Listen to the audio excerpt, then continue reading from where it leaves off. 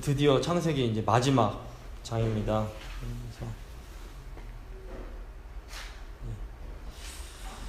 그래서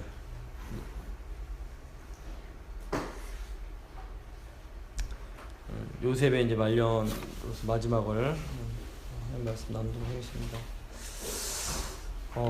성경은 하나님의 백성들을 위해서 주신 하나님의 말씀입니다. 물론 믿음이 없는 사람들도 이 성경을 읽을 수 있고, 어떤 성경을 읽으면서 감동도 받고 교훈도 얻고 큰 도전도 받을 수 있습니다. 하지만 본래 이 성경은 하나님을 믿는 백성들, 하나님으로 선택을 받은 하나님의 백성들을 위해서 주어진 책임을 저희가 기억해야 합니다. 그래서 하나님의 백성들은 이 하나님의 말씀이 성경을 통해서 하나님이 어떤 분이신지를 배우게 되고, 또 하나님의 백성으로서 이 땅에서 우리가 어떻게 살아가야 할지를 배울 수 있게 됩니다. 하나님의 백성을 저희가 이제 언약 백성이라고 부르는데, 언약은 하나님과 하나님 백성 사이에 맺은 매우 특별하고 친밀한 관계라고 말씀을 드렸습니다. 그래서 하나님은 언약 백성들, 언약을 맺은 언약 백성들을 향해서 너는 내 백성이고 나는 너의 하나님이다 라고 이제 말씀을 해주십니다. 그래서 우리가 하나님의 언약 백성, 하나님의 백성이 되었기 때문에 하나님은 우리의 아버지가 되시고 우리 왕이 되어 주십니다. 그래서 언약 백성들은 하나님을 내 아버지, 우리 아버지라고 부르면서 이제 기도할 수 있습니다. 이게 언약 백성들의 어떻게 보면 가장 큰 특권입니다. 어느 순간에도 하나님을 아버지라고 부르면서 이제 기도할 수 있는 것, 굉장히 귀한 특권입니다. 구약에 나오는 언약 백성들은 아시는 것처럼 아브라함의 후손인 이스라엘 민족이었습니다. 구약에선 이스라엘 민족이 하나님의 선택을 받은 언약 백성으로, 이스라엘 민족은 하나님을 왕이요 아버지로 섬기면서 하나님의 뜻을 따라 이 땅을 이제 살아가야 했습니다. 하나님께서는 언약 백성인 이스라엘에게 복을 주시면서 이스라엘 그 나라를 통해서 열방, 즉 모든 민족이 하나님께로 돌아와 복을 받게 하시기를 원하셨습니다. 그래서 아브라함에게 주신 약속도 내가 너를 복이 되게 하고 복이 이제 너를 축복하는 자를 축복하고 저주하는 자를 저주하겠다, 이런 약속을 주시는데 복의 통로가 되는 그런 사명이었습니다.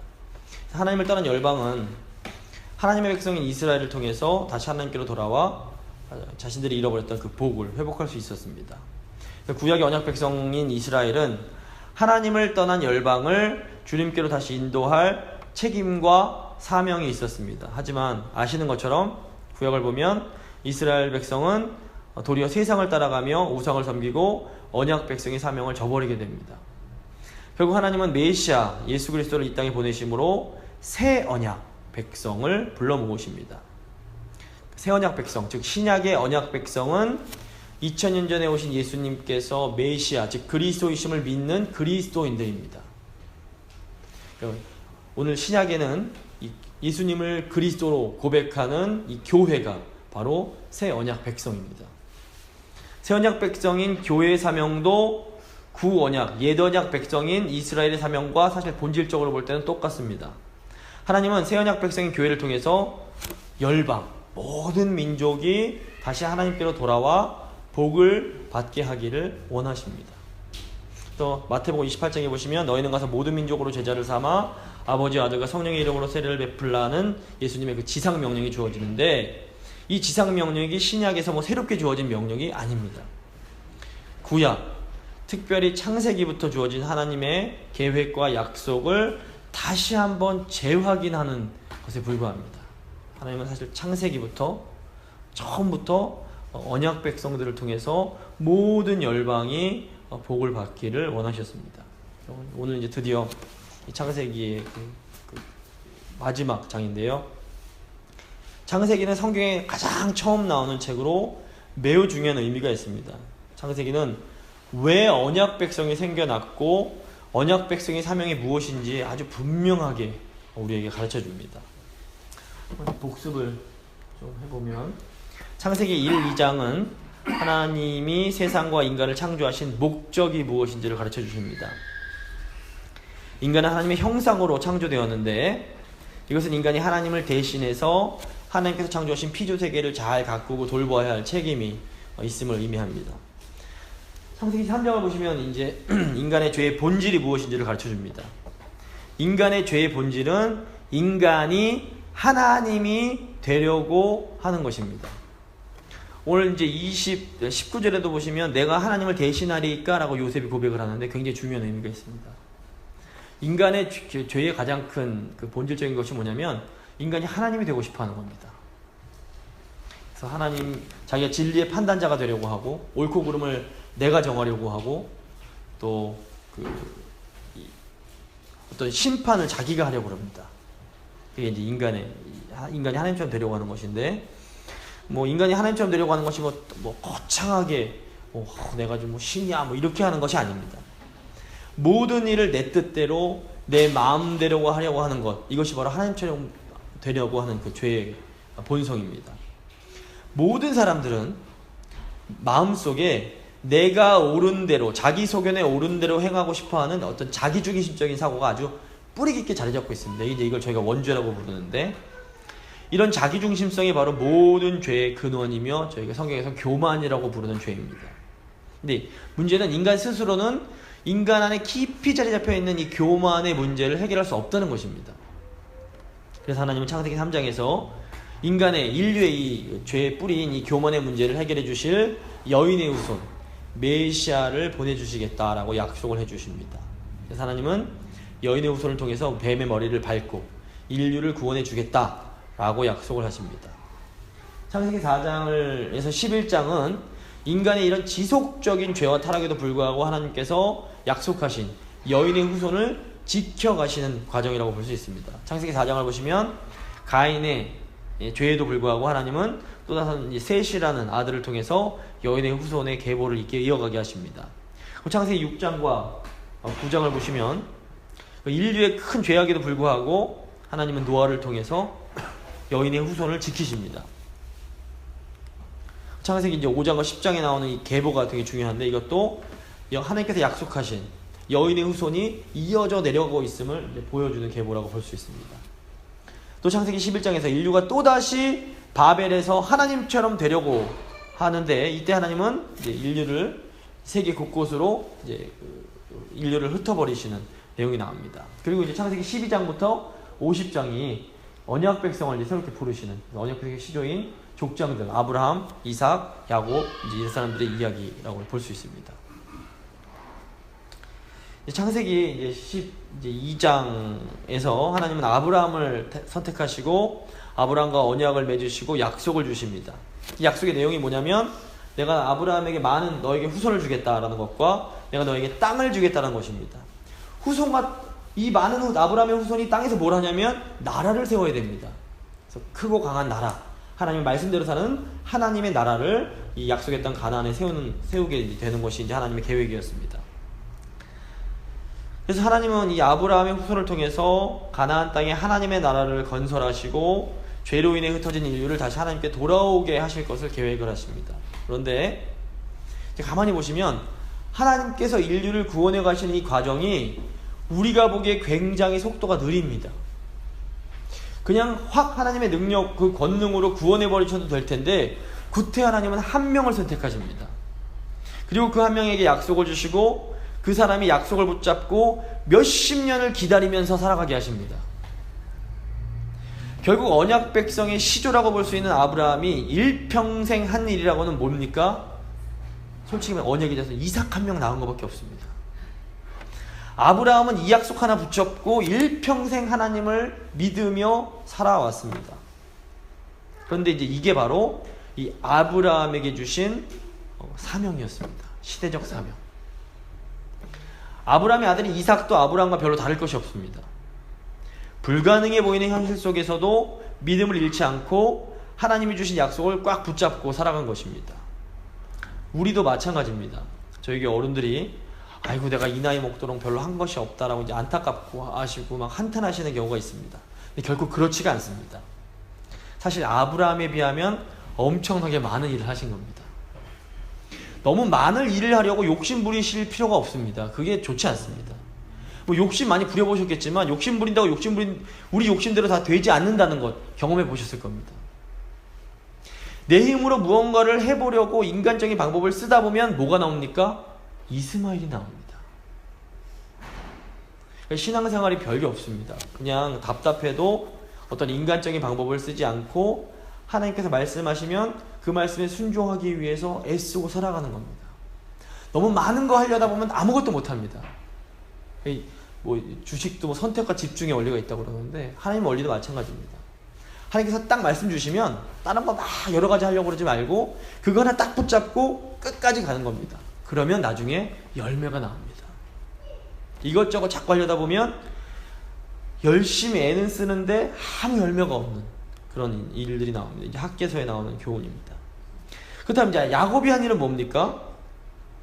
야곱의 사명은 일평생 자기 죄성과 싸운 일입니다. 이게 야곱이 물론 이제 아들도 낳았지만 하나님은 수많은 사건들을 통해서 야곱에게 어려움들을 자꾸 허락하십니다.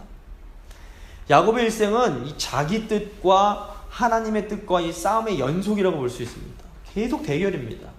이 야곱이 얼마나 자아가 강한 사람이었으면 하나님은 야곱의 이름을 이스라엘, 하나님과 싸워 이긴 자라는 이름을 붙여주십니다.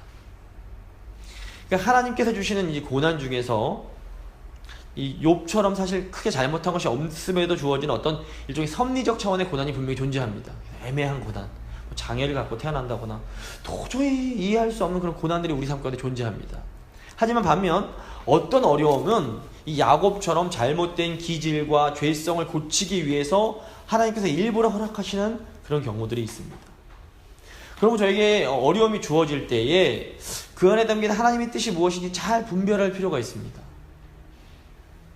이 하나님께 어려움을 주셨는데 이걸 통해서 하나님께서 나에게, 우리 가정에, 우리 교회에 원하시는 것이 무엇일까? 잘 고민해 볼 필요가 있습니다. 자, 야곱의 아들인 이스라엘 12지파는 어떻습니까? 이 사람들이 이스라엘 그 12지파의 조상인데 성경은 이 12아들의 실체에 대해서 아주 적나라하게 알려줍니다.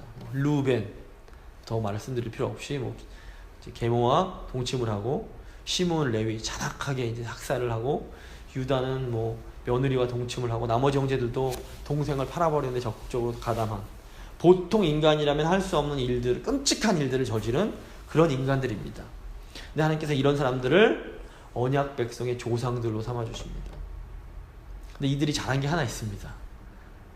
엉망진창인 인간들인데 이 사람들이 결정적인 순간 아버지 야곱의 그 말에 순종을 합니다. 이들이 하나님께서 야곱을 통해서 주신 그 하나님의 말씀을 듣습니다. 창세기 35장을 보시면 야곱이 베델로 가자라고 할 때 아들들이 군말 없이 따라갑니다. 또 창세기 46장에서 야곱이 애굽으로 가자 할 때 이게 이제 하나님께서 온 말씀이었는데 그 말씀 또 아들들이 순종을 합니다. 우리도 마찬가지입니다. 보시는 것처럼 이 족장들이 위대해 보여도 다 그냥 사실 요즘 말로 찌질한 사람들입니다. 별거 없습니다. 야곱의 아들도 말할 것도 없습니다. 저희도 마찬가지입니다. 그런데 저에게 쓰임받을 수 있습니다. 어떻게 하면 되냐면 결정적인 순간, 위기의 순간 하나님의 말씀을 잘 분별하고 그 뜻에 순종하면 됩니다. 레위의 그 경우도 보시면 결정적인 순간 하나님 편에 서니까 하나님께서 저주를 복으로 바꿔버리십니다. 저희도 이제 그것을 잘 기억할 필요가 있습니다. 자, 이제 오늘 50장은 이런 기분 토대 속에서 이제 언약 백성, 우리 언약 백성에게 저에게 부름받았는데 우리가 품어야 할 소망, 사랑, 믿음에 대해서 마지막으로 교훈하고 있습니다. 먼저 언약 백성의 소망을 좀 생각해 보겠습니다. 1절부터 14절인데 1절부터 6절은 요셉이 아버지 야곱의 장례를 준비하는 내용입니다. 요셉이 죽은 아버지 그 야곱의 얼굴에 엎드려서 울면서 입을 맞추는 내용이 1절에 나옵니다. 창세기 46장을 보시면 야곱이 이집트로 내려오기 전에 베델로 가서 하나님께 예배를 드립니다. 이때 하나님께서 야곱에게 약속을 주십니다. 그 약속이 뭐냐면 창세기 46장 4절 내가 너와 함께 애굽으로 내려가겠고 반드시 너를 인도하여 다시 올라올 것이며 요셉이 그의 손으로 내 눈을 감기리라 하셨더라. 그 사랑하는 요셉이 너의 눈을 감기게 될 것이다. 아버지 야곱에게는 어마어마한 위로의 말씀이요 큰 소망의 말씀이었습니다. 근데 오늘 본문은 하나님이 말씀하신 그대로 사랑하는 아들 요셉이 아버지의 눈을 감겼음을 보여줍니다. 하나님의 약속이 그대로 이루어진 것입니다. 그러니까 하나님의 약속은 반드시 이루어집니다. 그게 뭐 때가 늦춰질 수 있을지 모르지만 반드시 이루어집니다. 저희가 그 소망이 있습니다.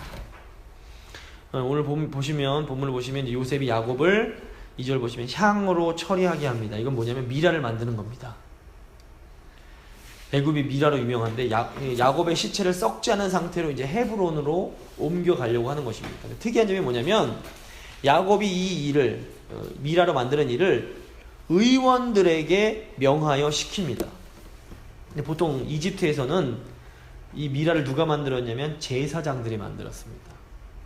오늘 본문은 분명히 이제 의원들이 제사장이 아니라 의원에게 맡겼음을 강조하면서 언약 백성의 신앙이 이집트인들의 그런 신앙과 분명히 다르다는 것을 보여줍니다. 이 기독교 신앙이 때로 이제 다른 신앙들과 비슷해 보입니다. 비슷한 부분이 이제 있을 수 있습니다. 하지만 분명히 다름이 존재합니다. 저희 이런 구별된 이것들을 잘 생각할 필요가 있습니다. 3절 보시면 이제 7일 동안 애굽 사람들이 곡을 하는데 이게 이집트의 관습이었습니다. 이건 뭘 의미하냐면 요셉이 이집트에서 굉장히 존경받고 영향력이 매우 컸음을 이제 보여줍니다. 4절에서 6절 보시면 요셉이 바로에게 가서 아버지를 가나안 땅에 묻고 돌아오겠다라고 이제 허락을 받게 됩니다. 이제 이어지는 7절과 14절을 보시면 요셉이 이제 야곱을 가나안 땅에 장례하는 내용입니다. 창세기 23장을 보시면 아브라함이 자신과 가족 묘지로 삼기 위해서 헤브론 지역의 햇사람 에브론에게서 은 400세겔을 주고 막벨라의 들과 동굴을 구입합니다. 야곱의 아들들이 이제 이 아버지의 유언대로 47장과 49장에 야곱이 2번 유언하는데 이 유언대로 야곱의 시신을 아브라함이 구입했던 이 막벨라 굴에 장사하고 이집트로 이제 돌아오는 내용입니다. 이 야곱의 장례 이야기는 무엇보다 이제 우리 언약 백성, 구약의 언약 백성, 또 신약의 언약 백성들이 무엇을 소망해야 할지를 잘 보여줍니다. 이 언약 백성 야곱의 삶은 결코 평탄한 삶이 아니었습니다.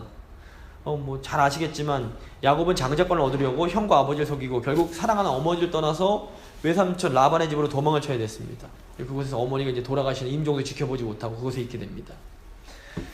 근데 야곱은 이제 외삼촌 라반에게서 속아서 라헬과 결혼하기 위해서 14년을 이제 일을 합니다.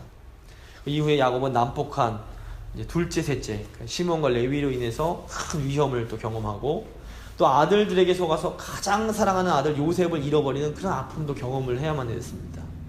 또 큰 기근을 만나서 굶주림의 고통과 더불어 막내 아들마저 내어주는 그런 가슴 아픈 것들을 계속해서 경험을 합니다.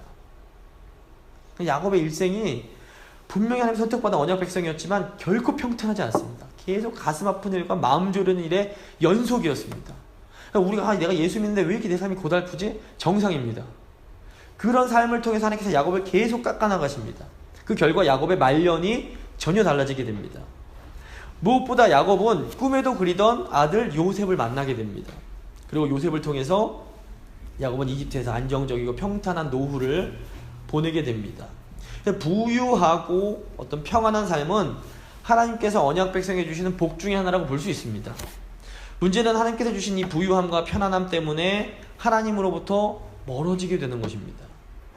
하나님께서 주신 이런 물질적인 부요, 또 육체적인 부요, 어떤 그런 부요함 때문에 교만해지면 이때 하나님의 복이 저주로 변하게 됩니다. 굉장히 이게 무서운 겁니다. 분명 복이 하나님이 모든 좋은 게 하나님으로부터 오는 거기 때문에 물질적인 부유함과 육신적인 건강함 다 하나님이 주시는 거 맞습니다. 근데 이것 때문에 인간이 교만해질 때 이게 너무너무 위험합니다.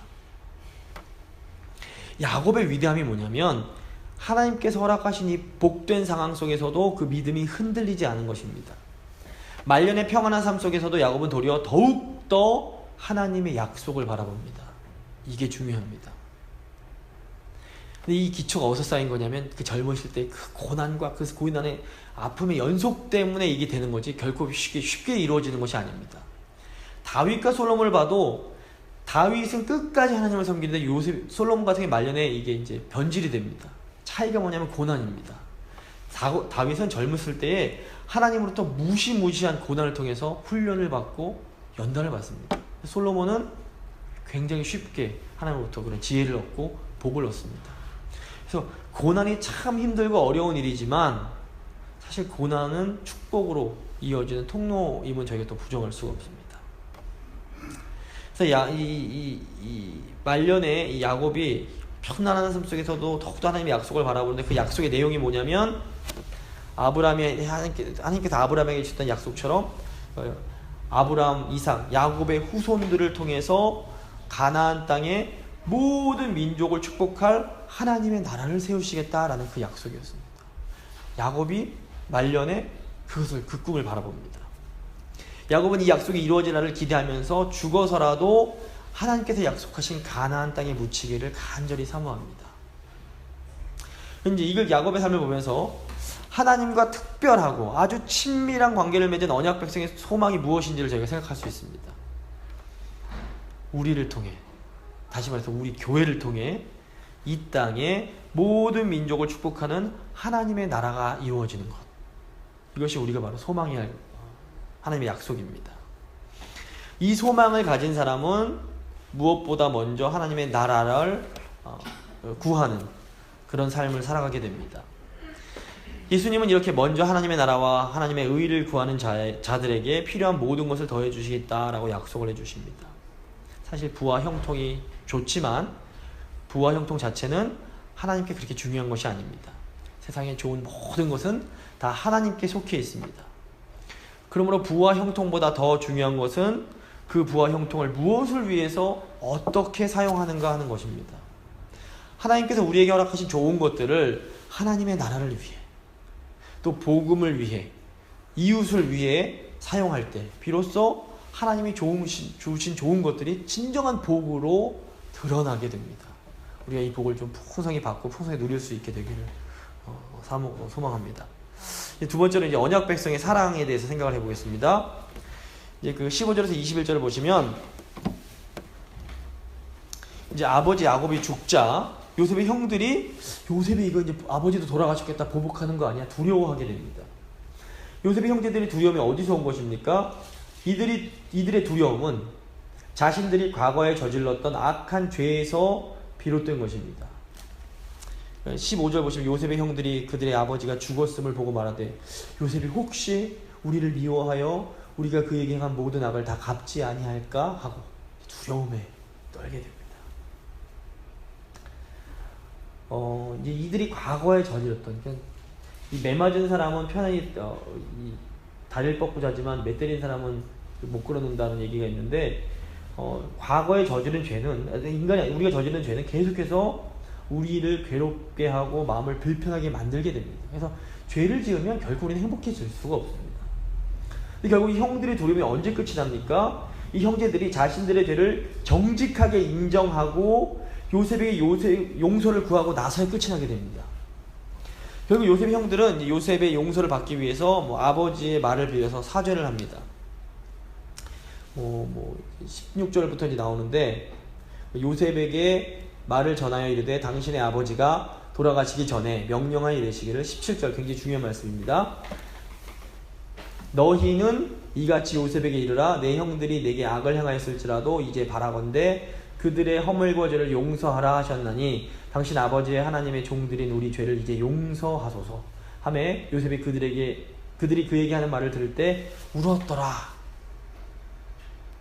실제로 야곱이 이런 말을 했는지 안 했는지 성경에 이제 앞에 보면 나오질 않기 때문에 알 수가 없습니다. 하지만 중요한 것은 요셉의 그 형들이 자신들의 잘못에 대해서 지금 철저하게 인정하고 회개하고 있다는 사실입니다. 17절 보시면 우리 죄를 이제 용서하소서라고 말을 합니다. 구약에서 약한 행위, 죄를 다루는 4가지 단어들이 있습니다. 헷센 여러 가지 단어들이 있는데, 이 형들이 자신의 잘못을 고백하는 17절에 이 구약에 나오는 4개의 악 중에서 3개의 단어가 사용이 됩니다.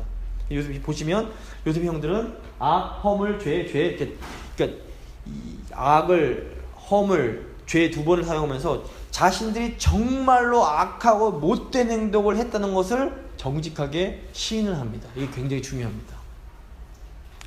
이렇게 자신들의 잘못을 철저하게 인정하고 용서를 구하는 것, 이것을 성경이 회개라고 부릅니다. 이 세상적인 관점에서는 인간이 저지른 잘못은 그에 맞는 이렇게 처벌을 받으면 끝이 납니다. 그래서 뭐 범죄자들도 형을 살고 들어오면 이제 끝이 납니다.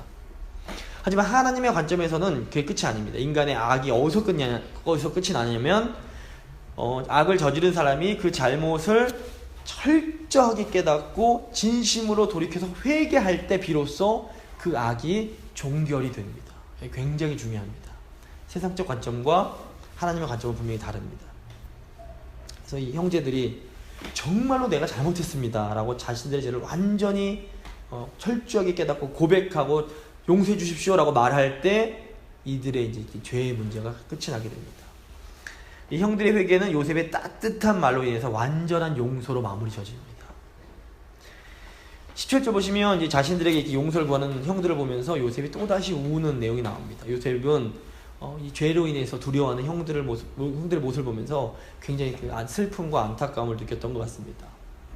17절과 21절을 보시면 요셉이 형들에게 두 번이나 두려워하지 말라라고 얘기를 합니다. 두려워하지 마소서. 두려워하지 마소서. 나아가 이제 20절을 보시면 이제 요셉은 자신들의 죄악으로 인해서 두려워하는 형들에게 악을 선으로 바꾸시는 하나님에 대해서 선포합니다. 여기서 이제 19절에 보시면 먼저 두려워하지 마소서 내가 하나님을 대신하리까 라고 말을 하는데 요셉이 이제 구약시대 사람인데 마태복음 5장에 나오는 악인을 대적하지 말라는 이 원리를 알고 있습니다. 인간이 다른 인간을 개인적으로 복수해서 안 된다는 것, 복수는 하나님의 영역이라는 걸 요셉이 지금 고백을 하고 있습니다. 그러니까 이미 이 요셉이 산상순에 나오는 이 복음의 원리를 깨닫고 있었음을 이제 보여줍니다. 20절이 더 분명해지는데 요셉이 이렇게 말합니다. 당신들은 나를 해하려고 하였으나 하나님은 그것을 선으로 바꾸사 오늘과 같이 많은 백성의 생명을 구원하게 하시려 하셨나니. 자, 이걸 보시면 어떻게 보면 이게 이제 그 악을 선으로 바꾸신 하나님이 요셉 이야기의 굉장히 중요한 주제라고 볼 수 있는데 형들이 비록 자신을 해하려고 했지만 하나님은 그 악마저도 선으로 바꾸셔서 많은 사람들의 생명을 구원해 주셨으니 이제 두려워하지 말라고 이제 얘기를 합니다. 요셉이 죄를 회개하는 이 형들에게 한 말은 죄로 인해서 두려워하는, 우리의 잘못으로 인해서 두려워하는 바로 우리를 향한 복음, 굿뉴스이기도 합니다. 이게 굉장히 중요합니다. 창세기에 나오는 복음입니다. 인간은 모두 연약하기 때문에 잘못을 저지를 수밖에 없습니다. 죄를 지을 수밖에 없습니다. 이때 어떻게 해야 됩니까? 하나님의 말씀은 이렇게 잘못하고 좌절하고 실수하고 넘어질 수밖에 없는 인간에게 좋은 소식, 복음이 있음을 우리에게 가르쳐줍니다. 바로 세상을 창조하신 하나님께서 이런 인간의 약함과 악함까지도 놀랍게 선으로 바꾸어 주실 수 있는 분이라는 소식입니다. 예수께서 십자가 죽음을 당하신 이유가 바로 이 때문입니다. 우리의 악을 선으로 바꾸시기 위해. 우리가 하나님의 부르심에 믿음으로 응답해서 하나님께로 돌아갈 때, 즉 다시 말해서 회개하기만 하면 하나님은 우리의 약함과 부족함과 악함까지도 선하고 좋은 것으로 바꾸어 주십니다. 이것이 기독교가 믿고 전하는 복음의 능력입니다. 로마서 8장 28절입니다. 우리가 알거니와 하나님을 사랑하는 자 곧 그의 뜻대로 부르심을 입은 자는 누굽니까? 언약 백성들입니다. 이들에게는 모든 것이 합력하여 선을 이루느니라. 언약 백성은 모든 것을 합력하여 선을 이루어 가시는 하나님을 믿는 사람들입니다. 자신을 해하려고 했던 형들을 향한 요셉의 용서는 언약 백성의 사랑이 어떠해야 하는지를 우리에게 보여줍니다. 요셉이 받은 고통을 생각하면 이 배신과 이 수없이 많은 배신을 당하고 믿었던 사람들에게 그 고통을 겪고 이 아픔을 겪은 요셉이 용서를 베푼다는 것은 결코 쉬운 일이 아니었을 겁니다. 어떻게 나에게 이런 말을 할 수가 있지? 나에게 어떻게 이런 행동을 할 수 있지? 곱씹었을 텐데 결국 요셉은 큰 사랑으로 극복합니다. 요셉이 이토록 놀라운 용서를 할 수 있었던 그 힘이 어디서 나오는 겁니까? 요셉은 고통의 순간 늘 하나님과 함께합니다. 그래서 요셉이 늘 하나님과 교제하며 하나님의 그 거룩한 성품, 마태복음 5장에 나오는 악인과 선인에게 다 해를 비추시고 의로운 자와 의롭지 못한 자에게 다 비를 내리시는 그 하나님 아버지의 거룩한 성품을 요셉이 닮아갔음을 의미합니다.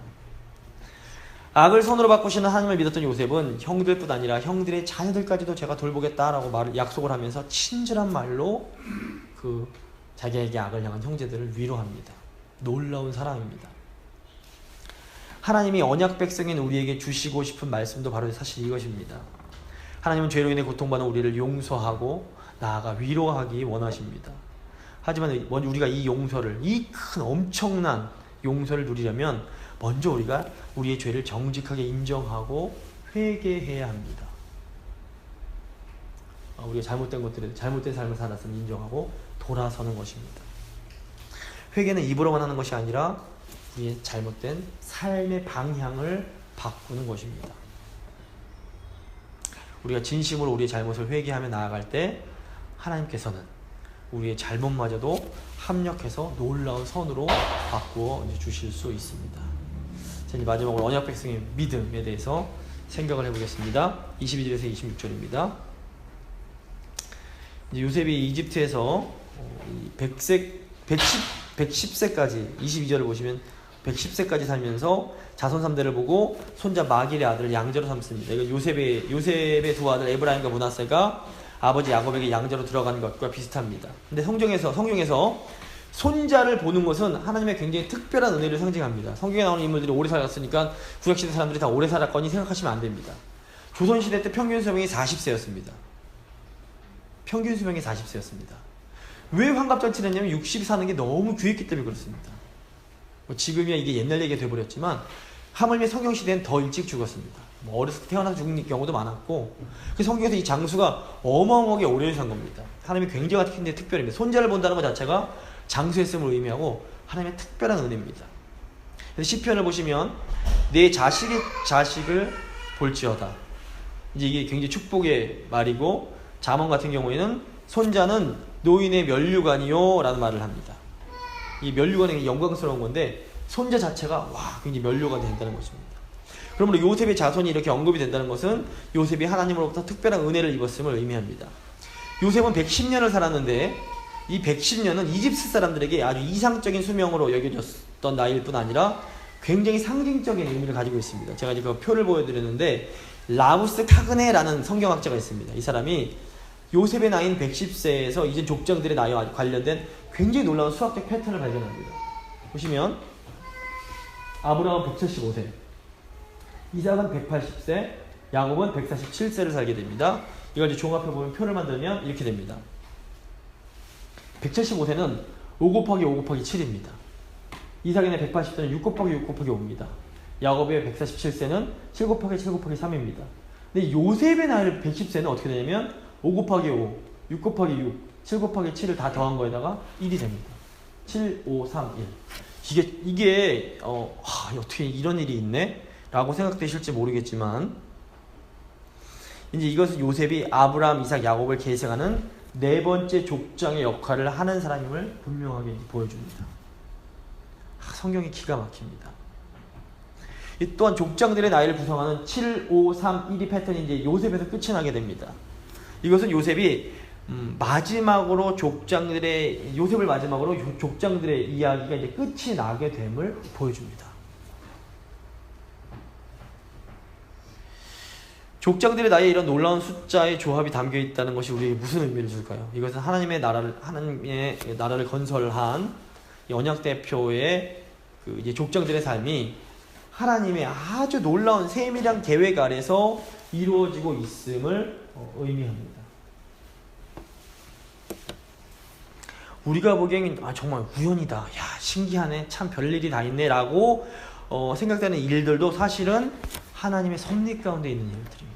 마태복음 10장을 보시면 참새 2마리가 한 아사리온에 팔리지 않느냐, 그러나 너희 아버지께서 허락하지 아니하시면 그 하나도 땅에 떨어지지 아니하리라. 너희에게는 머리털까지 다 세신 바 되었나니 두려워하지 말라. 너희는 많은 참새보다 귀하니라. 무슨 말입니까? 참새 하나도 하나님 뜻이 아니면 떨어지지 않습니다. 하나님 우리 머리털까지 세신 바 되었다고 말씀하십니다. 이것은 하나님께서 이 섬세하심으로 지금도 우리를 돌보고 계시고 우리 삶을 인도하고 계심을 의미합니다. 하나님께서 우리 개인의 삶, 우리 가정의 삶, 우리 교회의 삶도 역시 세심하게 인도하고 계십니다. 우리 가운데 일어나는 일들이 결코 우연이 아닙니다. 우리는 우리의 삶의 상황 속에서 일어나는 이런 모든 것들을 통해서 하나님이 우리에게 무슨 말씀을 하시고 싶어 하시는 걸까? 세밀하게 고민하면서 하나님 그런 말씀에 주목할 필요가 있습니다. 두 번째, 언약 백성의 믿음입니다. 창세기 12장부터 50장에 나오는 이 족장들의 내용을 한마디로 요약하면 하나님께서 아브라함과 이삭과 야곱과 언약을 맺으시고 그들을 돌보시며 하나님 나라에 대한 약속을 향해서 계속해서 그들을 인도해 가시는 이야기입니다. 그런데 요셉의 마지막 유언을 보시면 이 내용이 그대로 요약이 되어 있습니다. 24절, 25절입니다. 이게 좀 이 두 절에 이제 그 창세기 12장부터 50장까지는 그 내용이 요약이 되어 있습니다. 제가 한번 읽어드리겠습니다. 요셉이 그의 형제들에게 이르되 나는 죽을 것이나 하나님이 당신들을 돌보시고 당신들을 이 땅에서 인도하여 내사 아브라함과 이삭과 야곱에게 맹세하신 땅에 이르게 하시리라 하고 요셉이 또 이스라엘 자손에게 맹세하여 이르기를 하나님이 반드시 당신들을 돌보시리니 당신들은 여기서 내 해골을 메고 올라가겠다 하라 하였더라. 요셉은 하나님과 언약을 맺은 족장들인 아브라함, 이삭, 야곱의 이름을 모두 언급합니다.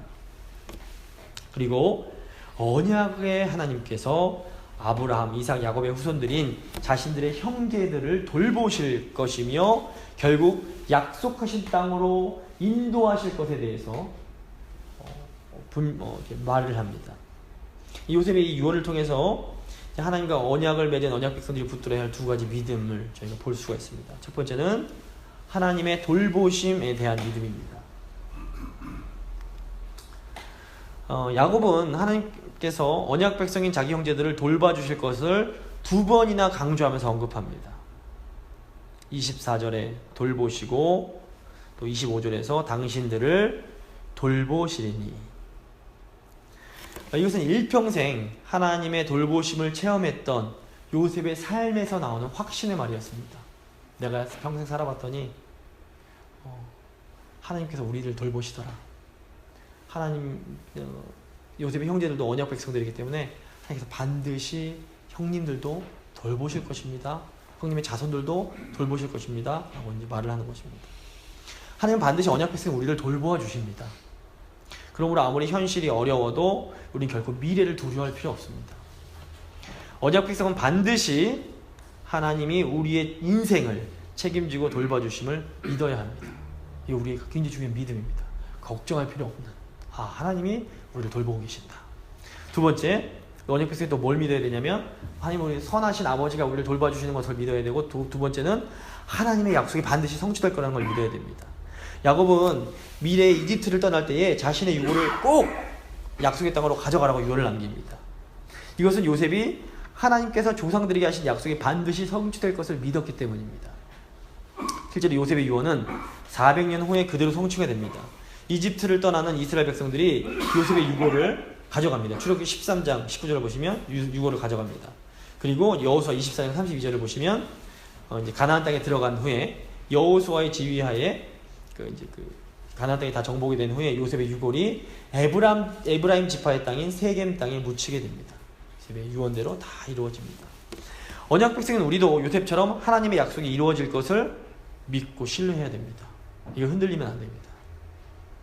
지금 당장에는 우리를 통해 모든 민족을 축복하는 하나님의 나라를 이루시겠다는 이 약속이 까마득한 이야기처럼 보일지 모릅니다. 아이고 우리와 우리 다음 세대를 통해 이 미국 땅에, 이 LA 땅에 하나님의 뜻을 이루어 가시겠다는 하나님의 약속이 가까이 마음에 와닿으십니까? 멀게 느끼실지 모릅니다. 하지만 하나님은 반드시 하나님께서 하신 약속을 이루어내시는 분입니다.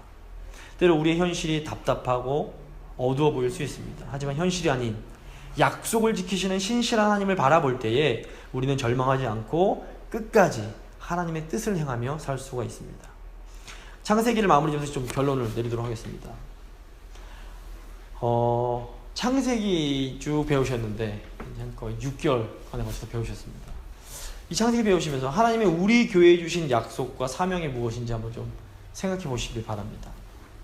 하나님이 이 미국 땅에 재건교회를 세우신 이유가 뭘까요? 다른 교회들처럼 교회 건물 크게 짓고 사람들 끌어모으고 우리 교회 크다, 우리 교회 사람 많다 자랑하라고 재건교회 이 땅에 세우시지 않았으면 분명해 보입니다. 그건 정말 세속적인 것이고 그거 자랑하는 교회는 죄송하지만 교회다운 교회라고 볼 수 없습니다. 재건교회가 어떤 교회입니까? 신앙 지키겠다고 목숨 걸고 우상 숭배를 반대한 교회가 재건교회입니다. 오늘날 미국 땅의 우상이 뭐라고 생각하십니까? 아시다시피 미국이란 나라를 처음 세운 분들이 청교도들입니다. 청교도들은 바른 신앙대로 살겠다고 모든 것 포기하고 미국으로 건너온 분들입니다.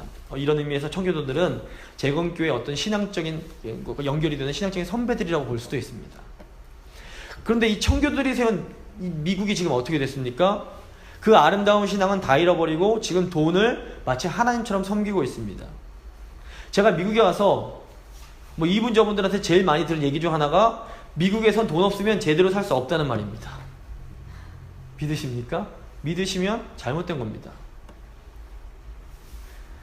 이렇게 돈을 우상으로 섬기는 미국 한복판에 하나님이 생명 바쳐 우상 숭배를 거부했던 재건교회를 세우셨습니다. 저는 그 이유가 반드시 있을 거라고 봅니다. 특별히 또 저희 재건 나성교회를 이렇게 지금까지 이끌어 오신 어른들은 신앙 때문에 돈뿐 아니라 많은 세상적인 특권을 다 포기하신 분들입니다. 이게 뭘 의미할까요? 하나님이 타락한 미국을 위해 우리 재건 나성교회를 통해서 무언가 하실 일이 있다는 것입니다. 물론 LA만 해도 교회가 엄청나게 많습니다.